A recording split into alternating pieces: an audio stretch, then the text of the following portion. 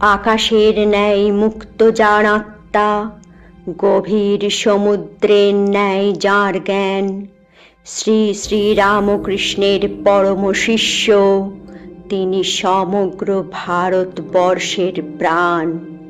তিনি বেদজ্ঞ, মহাপরিব্রাজক, হিমালয়ের ন্যায় উচ্চতার শির, বেদান্তের বাণীতে উন্মুক্ত কণ্ঠ, তিনি সেই সন্ন্যাসী মহাবীর। শিবজ্ঞানে যিনি করেছেন জীব সেবা, দরিদ্র সেবায় আকুল যার প্রাণ, কোমল হৃদয়েও যার বজ্র শক্তি, বিশ্বসভায় ভারতকে করেছেন মহান।